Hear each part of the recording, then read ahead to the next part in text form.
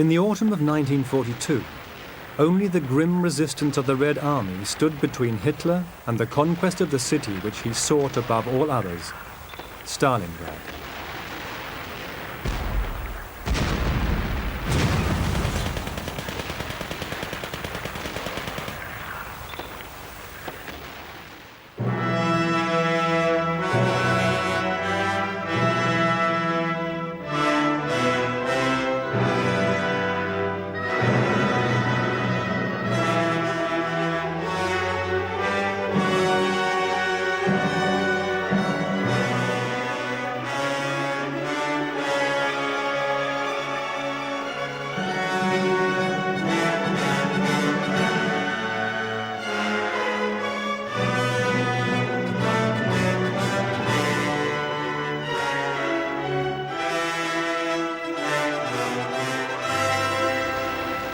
The terrible ferocity of the fighting in the ruined city has become a byword for savagery and tenacity.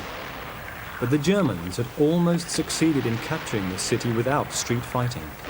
The German Sixth Army could conceivably have won at Stalingrad, but only under one condition.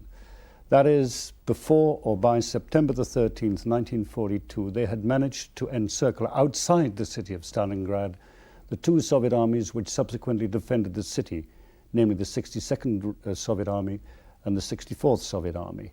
But once that chance was missed, what happened was the two Soviet armies and the rest of Soviet defenders fell back on Stalingrad, and that was really the onset of the enormous cataclysmic battle which took place. Despite this heroic resistance, by October, the Germans occupied 7/8 of the city. The Russian 62nd Army, under its newly appointed commander General V.I. Zhukov, was penned back against the Volga River. However, battered ferries from the Russian-held East Bank, running a gauntlet of bombs and artillery fire, kept the encircled defenders' lifeline in place. They were supplied with just enough food and munitions to continue the fighting. Nonetheless, in the third week of October, it seemed as if the Russians would finally be overrun. Only the inspirational leadership of Zhukov, rallying his forces from the thick of the action, and the Red Army's capacity to regain under cover of darkness the strong points they had lost by day, prevented the fall of the city. The conditions in Stalingrad were unbelievably ghastly. In fact, this was a complete and utter orgy of horror. Stalingrad had been reduced to rubble by heavy German bombing. Therefore, you didn't have a front line. What you really had throughout the city by day and by night was constant, uninterrupted fire. Fire from the Soviet artillery, from rather heavier guns, but mostly small arms fire, and combat really man-to-man and hand-to-hand fighting. It wasn't a question of controlling a sector of the front. It was a question of controlling the room of a house, or a partial section of a house, or a piece of a road, or a piece of a building.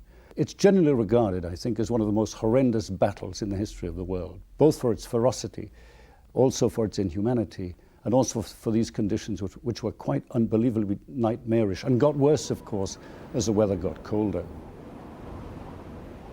To add to the inhuman demands of their fighting, nature now added her own burden. During the first half of November, the Volga was blocked by ice. Without the ferries, the Russian position became almost intolerable. There was some relief because the German Luftwaffe, hampered by snow, now flew only half the number of sorties it had managed at the outbreak of the battle. But this was still twice what the Red Air Force could achieve. Again, the German army came within a whisker of overpowering the Russian defenses.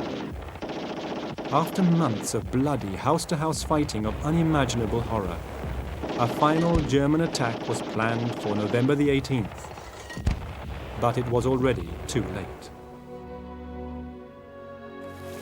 Behind the Russian lines, preparations were already underway for a counteroffensive which would doom the Sixth Army's effort and spell the collapse of the whole German campaign in the south.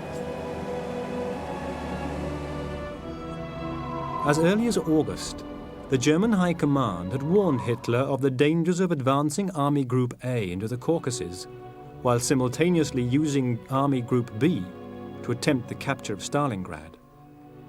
German military resources were totally inadequate to safeguard the flanks of this double spearhead.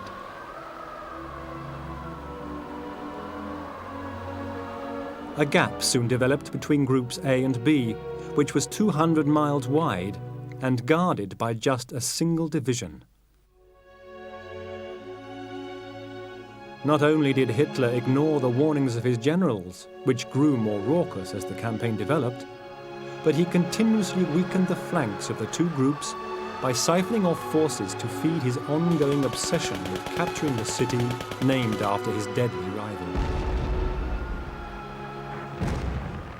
As von Manstein wrote later, to leave the main body of the army group at Stalingrad for weeks on end was a cardinal error. It amounted to nothing less than presenting the enemy with the initiative, and it was a clear invitation for him to surround the Sixth Army. By the 19th of November, the Soviet counterattack routed the Romanian troops to the north of Stalingrad, while 100 miles to the south, the Red Army overran a mixed German and Romanian force. The Soviet counter-offensive, which opened on the 19th of November 1942, came as a huge and catastrophic surprise to the Germans. There had been hints, they suspected that something was going on, but they didn't realize the scale of what was going to happen. And the first thing that happened was, that is to the north of the Don, to the north of Stalingrad, several Soviet armies, including a tank army, fell on the German flank, but it wasn't a German flank. It was a flank manned by Romanians, by the Romanian army. And at sight of this Russian advance hurtling upon them, the Romanians broke and fled. And that was the first northern wing of this encircling movement. Well, down to the south of Stalingrad, a second pincer movement then began, in equal strength and in equal force. So the Germans discovered actually that they were really fighting virtually on two fronts, to the north and the south.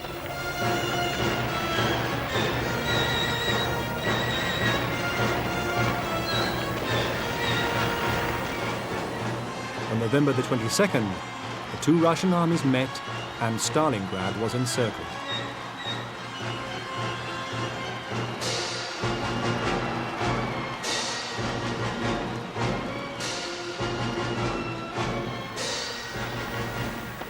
Von Paulus, the inexperienced commander of the Sixth Army, requested that he be allowed to reform his troops and withdraw. During those first days of the encirclement, the Sixth Army had barely 6 days' rations of food and ammunition for only 2 days. Many of its artillery batteries were completely out of shells. Hope of salvation for the German Sixth Army rested on a rapid and speedy breakout. If they'd done that, there are many arguments to suggest that they would have escaped. They would have been able to move through a fairly thinly held Russian or Soviet line of encirclement, both to the north and the south, but they didn't. The orders were quite the opposite. The orders were A, to stand fast, and the orders were then finally, of course, to move back into Stalingrad, which then proved to be the area and the place of their actual entombment.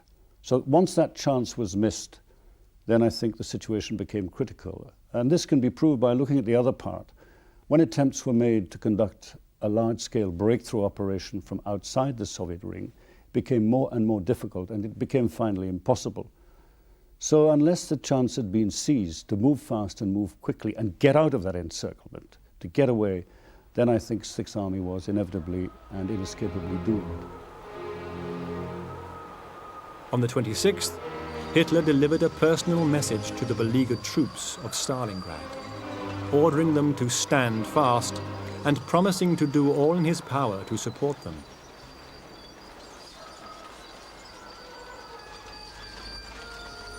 The problem of supplies was turned over to the Luftwaffe, which had so valiantly supplied the pocket of Demyansk the previous spring.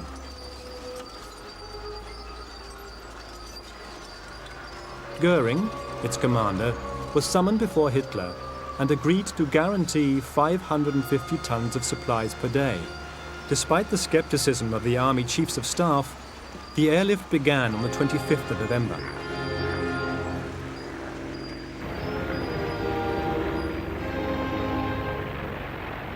The results of the first days of the operation were ominous for the troops still fighting the Rats' War among the cellars and ruins of the city. Only 65 tons were delivered on day 1. The same quantities arrived on day 2. On the third day, no supplies whatsoever reached the desperate German forces.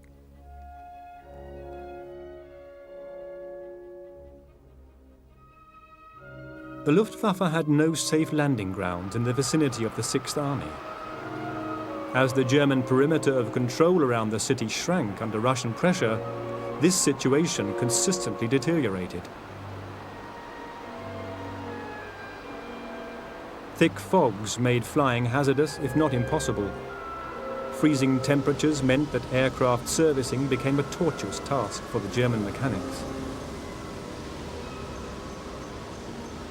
Added to this, the Red Air Force was increasing its sorties, and the tactics of its pilots were sharpening as the conflict wore on. The airlift proved a fiasco, and the German troops began to starve. However, the airlift was only part of Hitler's strategy to relieve the situation in Stalingrad. Von Manstein was ordered to form a relief force to be known as Army Group Don. Its immediate objective was to bring the enemy attacks to a standstill and recapture the positions previously occupied.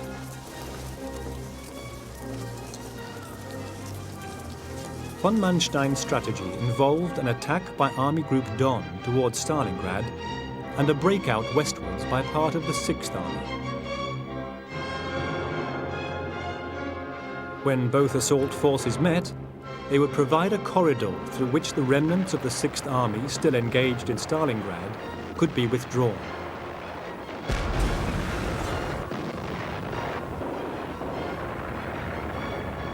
Von Manstein's problems began even before his forces could attack the Russians. The reinforcements, which would give Army Group Don its only hope against vastly superior Russian numbers, failed to arrive. Worse, the Russian strength in the area was increasing. The 4th Panzer Army was forced to launch the offensive alone. Against all the odds, by the 17th of December, von Manstein had reached a position only 35 miles short of Stalingrad, forcing sections of the Red Army surrounding the city to break away from the siege to block the advance. By the 19th, the relief had gained another 5 miles and was just 30 miles from making contact with 6th Army. You can look at the Soviet-German War at that period, between 42 and 44, as a duel between Manstein and Zhukov. They were two very similar commanders. What was characteristic of them is they had an acute grasp of the strategic situation. The second thing which made them very similar, by the way, they both had to deal with very difficult masters. Manstein had Hitler and Zhukov had Stalin. And although both Manstein and Zhukov had ideas of their own, they were not always actually free, well, take the Stalingrad situation, not entirely free to pursue the course of action which was militarily most sensible. And from that point of view, yes, there is a similarity between them. So as strategic analysts, if you like, and as strategic commanders, and of perhaps the two commanders on the Eastern Front who were capable of handling not just a division, a corps, or even an army, but groups of army. I mean, this enormous strategic command, this, I think, illustrates the nature of the commands which both of these men exercised. Discover the past with exclusive military history documentaries and ad-free podcasts presented by world-renowned historians, all on History Hit. Watch them on your smart TV or on the go with your mobile device. Download the app now to watch everything, from the gripping story of the Band of Brothers to Operation Barbarossa and D-Day. Immerse yourself in the dramatic stories of this remarkable era by signing up via the link in the description.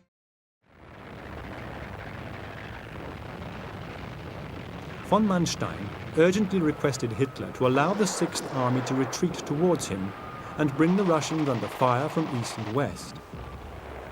Once the German forces met, then the 3,000 tons of supplies assembled behind the 4th Panzer Army could be pushed through to those retreating from the city. Faced with silence from Führer headquarters, von Manstein himself gave the order for the breakout to begin. It would be a desperate gamble for the Sixth Army. Only 100 of its tanks remained operational, and these held sufficient fuel for a journey of 20 miles or less.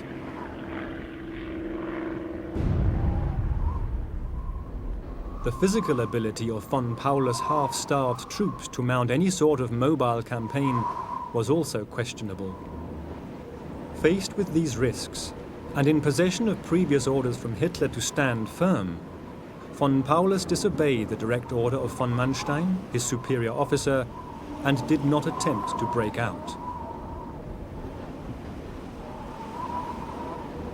In doing so, he doomed the majority of the 250,000 soldiers under his command to slow and painful death.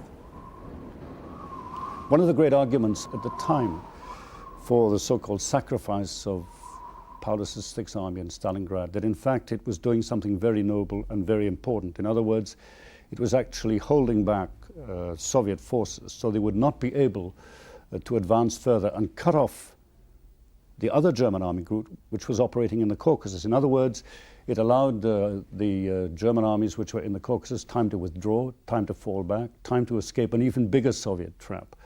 That has a certain amount of force to it. That is perfectly true in the first part of the encirclement operation. But as time went on, and certainly by, let us say, mid-December, this argument had less and less force. First of all, because the Russians realized, from their point of view, they needed less troops to contain Stalingrad, and therefore troops are actually being released. And the second thing, the Russians were also developing plans themselves for a gigantic, a much huger encirclement operation. So, in historical terms, yes, for a while, Sixth Army and Fourth Panzer did execute that particular role, and it was important. But as time went on, that kind of justification, if you like, for holding so many troops in this ghastly hellhole of Stalingrad lost more and more justification. And finally, it really didn't have any effect at all. Events to the north and the south of the city now began to draw attention away from the plight of the army marooned in Stalingrad. Far more than the struggle for one city was now at stake. The issue was no longer the fate of a single army, but the entire southern wing of the front, and ultimately, of all the German armies in the east. By Christmas Eve, the Red Army was within striking distance of Rostov. Only 2 days earlier, Army Group A had begun its withdrawal from the Caucasus. Should the Russians reach Rostov before them, their retreat would be cut off. The ordinary German soldiers only gradually became aware of the magnitude of the disaster which was upon them. By the new year, the 4th Panzer Army, having abandoned the 6th Army to its fate, had withdrawn as far as Rostov. It provided the only effective barrier between the advance of Soviet forces and the capture of the city. By January the 7th, the Red Army was only 30 miles from Rostov, but remained slow to exploit its superiority. Hitler also remained slow to order a complete evacuation of the south. He waited until the 27th of January, when Army Group A seemed doomed, to finally allow its retreat through Rostov.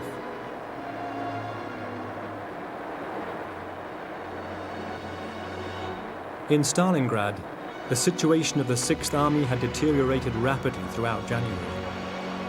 On the 8th, von Paulus was offered terms for a surrender by the Russians. Hitler refused to capitulate.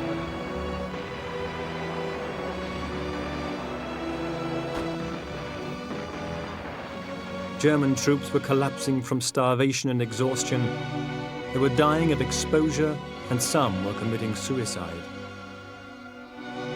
Even when Army Group A had been withdrawn beyond Rostov, and 6th Army's continued resistance served little strategic purpose, Hitler refused to allow them to surrender. On January the 31st, he made von Paulus a field marshal. The following day, von Paulus surrendered. He became the first field marshal since the unification of the state to fall into enemy hands. This was the first time for 130 years that a German army had surrendered in the field. So historically speaking, it was if you like, a body blow at German prestige. The second thing was, of course, it had an enormous impact on the myth, if you like, or the image which Hitler projected of himself as being the great master planner and master strategist who had the Midas touch. He simply had to speak and everything would fall into place. I think the effect largely was more psychological, deeply psychological, than in fact it was catastrophically military in that sense, because the Germans were able to recover. But the profound sense of shock, which the surrender of an entire German army in the field for the first time affected the civilian population. It affected the high command of the German armed forces, by the way. It also affected the civilian morale at home. And it also had a profound effect on the morale of soldiers in the field. And from that point of view, the defeat at Stalingrad, I think, was most relevant and most important. And those effects, it's possible to argue, in fact, never wore off. Announcing the disaster at Stalingrad to the rest of the forces in the east, the German High Command requested that officers in the field read out the last message received by shortwave radio from the ruins of the tractor factory Red October. We are the last survivors in this place. 4 of us are wounded. We have been entrenched in the wreckage of the tractor factory for 4 days. We have not had food for 4 days. I have just opened the last magazine for my automatic. In 10 minutes, the Bolsheviks will overrun us. Tell my father that I have done my duty, and that I shall know how to die. Long live Germany. Heil Hitler.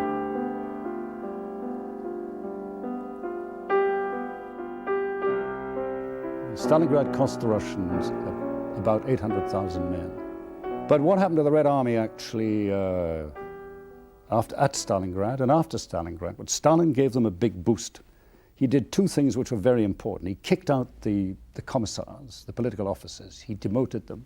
And he turned the Red Army into a professional army. The second thing, he gave them lots of medals and lots of braid. They got a great deal of praise. And I think what they'd also got as well was suddenly a greater confidence in their command. People like Rokossovsky, people like Zhukov, people like Vasilievsky, people like Vatutin. I mean, these were commanders who knew their job and were able to do the job properly. And they also began to see the fact that what they were fighting with, by the way, was their own equipment. 99% of the weapons, tanks, guns, and aircraft used at Stalingrad were Soviet-produced. So this sense of, I think, vindication of how they had behaved, they hadn't given up Stalingrad. This sense somehow that victory was a long, long, long way off, but it was vaguely, possibly, imperceptibly discernible. The fact that they'd crushed a German army and destroyed a German field marshal, and the fact that their own army had, as I say, a sense of increasing professionalism was really very important. And morale, of course, was sky high. After Stalingrad, the full fury of the Russian counteroffensive was unleashed against the retreating Germans. The jubilant Russian forces now surged westward to bring the fight to the enemy. To the north of Voronezh, the Soviet attack had taken Kursk by the 7th of February. Kharkov fell on the 16th despite the orders of Hitler that it be held to the last man. A major push southwards toward the Sea of Azov and westward toward the river Dnieper threatened to completely encircle the remaining forces of Army Group Don and the section of Army Group A which had escaped from the Caucasus. The defeat at Stalingrad was catastrophic. At the front itself, it was a question of trying to hold this defensive force together, and that was their first job. But outside, the problem was really to re-establish a stable front in the south. The threat was that with the Russians virtually on the rampage, which is what it amounted to across large areas of steppe, that the whole of the German southern wing might be unhinged, that the whole lot could just be shoved aside, and if the Russians had achieved their major strategic objective, it is quite certain The entire southern wing, not the southern front, the southern wing of the German armies in the east would have been unhinged. But it was left to Field Marshal Manstein, who was rushed in, if you like, as the fireman by Hitler to begin to restore the situation. What he did, he very steadily built up what he intended to be a more stable and a more effective Don front. So the first job of stabilizing the southern wing, if you like, was completed. The second job was obviously to bring in reinforcements. And then the third thing was, which is very strange, but in a sense was for the Germans to think once again offensively. The numbers with which the Russians attacked and the speed of their own advance now proved their downfall. Crippled by lack of transport, bogged down in the early thaw and short of supplies, the Soviet thrust suddenly ran out of steam only 30 miles from the Dnieper crossing.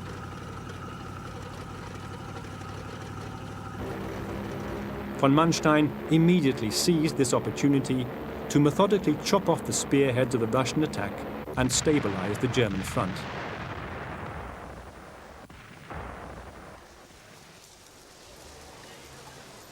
Only a month after being retaken by the Russians, Kharkov was once again in German hands. By the 19th of March, Belgorod, more than 50 miles northeast of Kharkov, was also retaken. The thaw was now in full flood, and the annual spring lull descended on the whole of the Eastern Front. For the German army, it marked the close of a disastrous winter campaign. The Caucasus had been lost, as well as a large section of the Donets Basin and the strategic Don Bend. 6th Army had been destroyed, 4 other Axis armies had been gutted, and Stalingrad now lay 500 miles to the west of the German lines.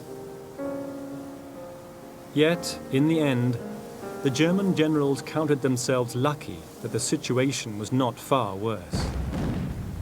Once again, during the winter of 1942, the Germans had found themselves retreating, having come tantalizingly close to realizing their ambitious objectives. It's easy to concentrate on Stalingrad, but it's also easy to forget there were other operations which were extremely important. The object of the Soviet High Command was not just the destruction of the German army in the south.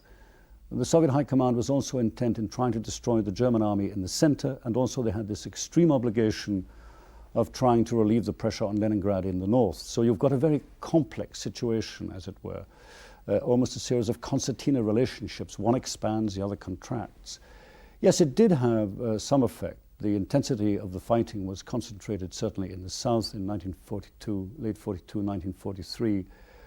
But it's interesting to notice that if you examine the Stalingrad operations closely from the Soviet point of view, you see the operation steadily moving northwards. They take the German 6th Army, then they move upward to the Italians, they take up the Hungarians, they're moving all the time up the front, that is in a northerly direction, and they're also expanding to the south. In other words, it was a very complex strategic picture, but much, of course, depended on the outcome of Stalingrad. The twin failures of Stalingrad and the Caucasus were enormous psychological bombshells for German morale.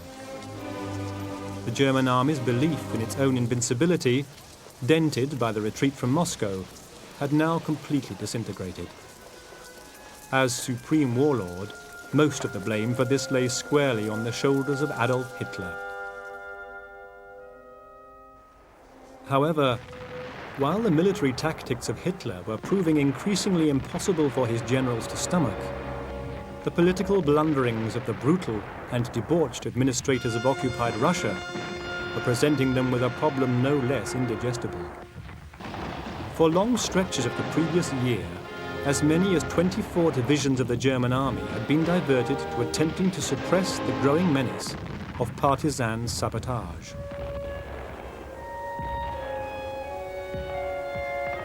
The rapid massacre of Soviet Jews, the indiscriminate torture and slaying of simple resistance, had totally backfired against the Reich Commissars of the conquered territories.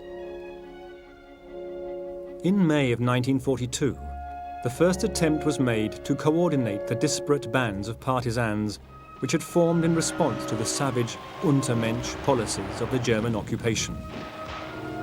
Republican and regional partisan headquarters were set up, and an official liaison between the movement and the Red Army was established for the first time.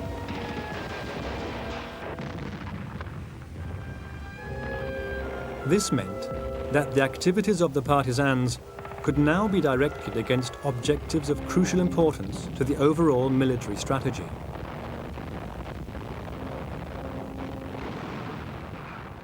By 1943, the conditions of the Russian troops at the front had improved tremendously. The spring lull meant that soldiers who had gone for months without washing could now visit the steam baths which had been erected behind the lines. The break in the fighting gave the field's tailor shops the chance to repair damaged uniforms, sped up the delivery of the precious letters from home, and allowed the exhausted troops a much-needed period of rest and relaxation. While the conditions of the Russian soldiers continued to improve as the war went on, the lot of their German counterparts began to deteriorate. In fact, by the spring of 1943, the German army in the east was almost on the point of collapse. In March, the Eastern Front, still extending from Finland in the north to the Black Sea in the south, was almost 500,000 men short of establishment. Divisional strength had been reduced from 9 to 6 battalions, while the casualty rate among experienced officers and NCOs had been particularly high. Equipment levels were low. By February, only 500 German tanks remained serviceable, and most of these were still inferior to the Russians' T-34s.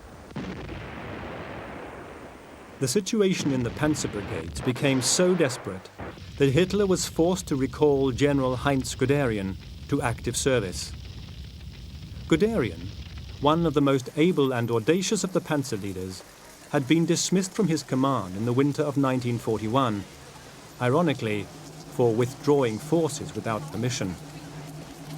He was now charged with the responsibility for the future development of the armoured troops along lines that will make that arm of the service into a decisive weapon for winning the war.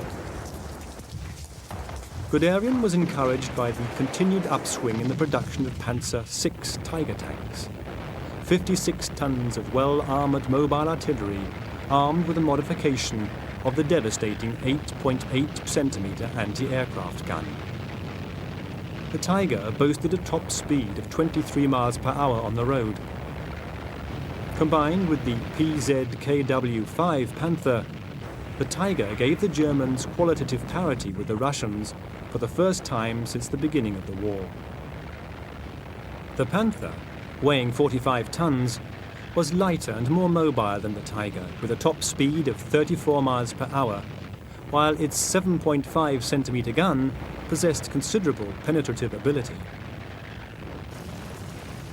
Improved assault guns and tank destroyers were also appearing. Taking into account the upgunning of the Panzer Marks III and IV, the potential for Guderian was to supply these weapons in such quantities that their possession by experienced crews would offset Soviet numerical superiority. The new German tanks, in which Hitler placed huge faith in the Tigers, the new Tigers and the Panther tanks, of course they were superior to the Russian tanks. That is certainly to the T-34. Even more important, of course, they were impervious to the fire of Soviet anti-tank guns. In 1943, Stalin was deeply, deeply concerned about the upgrading, the modernization, and the refitting of the Soviet tank force. And so you find from about the midsummer, the summer of 1943, the appearance on the Eastern Front of large numbers of modernized German tanks, Tigers and Panthers, self-propelled guns and so on. And from the Soviet side, the same attempt to update and improve their armor. So the Russians improved the T-34-85. The second thing, they began to develop a much heavier tank, which later became, of course, the Joseph Stalin ones, which were really very formidable heavy tanks indeed. But the problem from the Russian side was not just the tanks. The problem was that of anti-tank defenses. And they found the answer certainly increasing the number of anti-tank guns, but what they really did was to develop self-propelled guns with quite heavy calibers. And they actually were the instruments which took on the Tigers at the Battle of Kursk in 1943. Guderian's need for time to reorganize and re-equip the panzer divisions mirrored the requirements of the German army as a whole. The idea of any immediate victory in Russia was now simply the stuff of rhetoric. Given the inability of the German army to defend its complete front, a draw could not be achieved by defensive tactics. The reverses to be imposed on the Red Army would have to be forced by a series of limited assaults. Von Manstein's counterattacks, which had prevented complete disaster during the previous winter, had impressed Hitler. He was invited to put forward a plan for the crucial summer campaign. Von Manstein presented Hitler with two offensive alternatives. The first was to prepare for a Soviet assault, which would almost certainly be launched in the Ukraine, and withdraw before it. Wheeling to the left, German forces would then mount a decisive attack on its exposed northern flank, encircling the leading spearhead of the Russian advance. The second alternative was to cut off the enormous Soviet salient, which had emerged to the north of Kharkov and to the south of Orel, a bulge extending 70 miles westwards from Kursk and measuring approximately 100 miles in width. Hitler chose the second alternative, despite the dilemma which it posed for the attacking forces. It was vital to attack before the Soviet generals got wind of the plan and could prepare defenses. It was also crucial to von Manstein that the offensive be launched before the Russians recovered from the losses incurred the previous winter.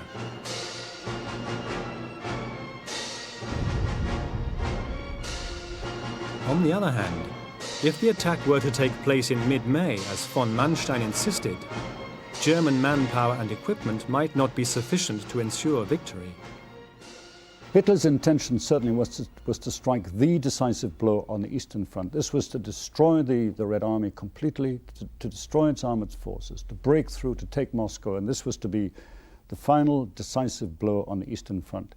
In terms of the force that the Germans assembled, in terms of their armored troops, in terms of their battle-tested, thoroughly professionalized, very capable divisions, if you look at it in terms of military statistics, then the chances were very much, I would have said, in favor of the German army. It had done it before, it could do it again. But this is not to say, of course, that that's the way the operation itself went. But in terms of the command, in terms of the competence, in terms of the armor, in terms of the experience, and indeed very possibly in terms of the German estimate of Russian capabilities in defensive actions. And remember, the Russians had never fought a major defensive action on the Eastern Front at all. Then the chances, I suppose, were reasonable, bordering perhaps on a gamble. Guderian was against the operation from the start, arguing that the new Panther and Tiger tanks must be held back until they were available in sufficient quantities to ensure a decisive success. Hitler postponed the date of the attack until July, in the hope that by then the number of new tanks would tip the balance of firepower in Germany's favor. By now, Russian Air Force reconnaissance had improved to the point where Stalin's awareness of German dispositions was comprehensive and generally accurate. He had also managed to infiltrate German headquarters and was supplied with additional intelligence by his spy ring in Switzerland, codenamed Lucy, which had many high-level contacts inside Germany. Stalin's knowledge of German preparations was so precise, he even knew the date chosen by Hitler for the launch of Operation Citadel. Kursk is a salient. It's very large, and it was a large arrow, really, sticking right into the German center. You had the northern face and the southern face, and across it you had the town of Kursk, of course, at the center of this. And the Russians, the Soviet command, for the first time decided to fight a major, sustained, deliberate defensive battle. They had never done this before. Stalin had no confidence in the Red Army fighting defensively. He always wanted the Red Army to fight offensively and offensively and offensively. No matter what the casualties were, what the losses were, the Red Army must always attack. And even on the eve of Kursk, he was tempted to try a preemptive Soviet first strike, as it were, and was dissuaded from this, partly by Zhukov and partly by others who said, look, let us now proceed with the defensive measures we have put in train. Stalin, advised by Zhukov, prepared patiently and thoroughly for the German advance. The Soviet lines consisted of 6 belts of defenders composed of anti-tank posts, thick minefields, and 3,000 miles of trenches supported by 3,000 tanks and 20,000 guns. The general Soviet system was this. They had really 3 lines of defenses. There was the first line, of course, which was really to break up the German attack. The second line, which hopefully would in fact enable them to bring their anti-tank defenses to bear. And the last line, of course, was really this was where the battle or the engagements would be conducted, and you would break up and generally deflect the German attack as such. And this went all the way down from corps level, indeed from army down to corps, down to division, down to regiment, to battalion. Each had its own defensive sectors. So it really was a colossal undertaking on a scale, I think, which really taxes the imagination. With every passing moment, the successful outcome of the Kursk offensive grew more necessary for Hitler. German morale, depleted by the failures at Stalingrad and in the Caucasus, was now further undermined by defeat in West Africa. Hitler's inability to adequately supply Rommel with men and materials led to disaster at Medellin in March, and the eventual collapse of the Axis African forces in May. By June, southern Europe lay totally exposed to the threat of Allied attack. In Britain, the RAF and the American Air Force prepared to launch massive bombing raids against German industrial and civilian targets as a prelude to invasion from the west.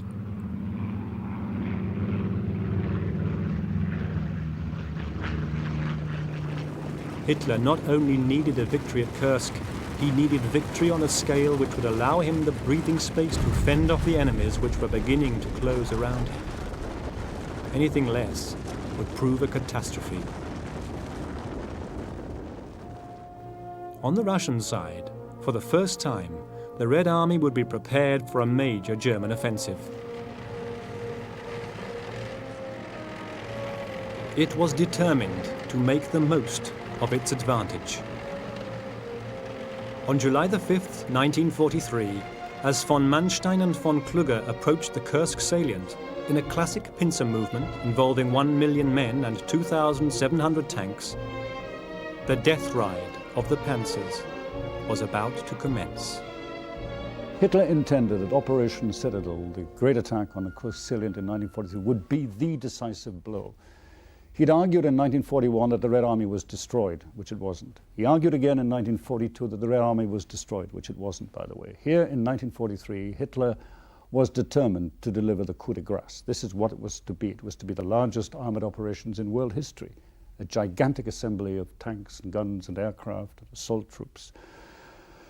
And Hitler had placed enormous hopes upon it. It was, I think, meant to be a war-winning blow. It was meant to correct, if you like, the lingering impression of Stalingrad. It was to wipe that out. It was to afford the Germans something which was extremely important, which is to say it was intended to ensure that the German army retained the strategic initiative on the Eastern Front. This, under no circumstances, must pass to the Russians.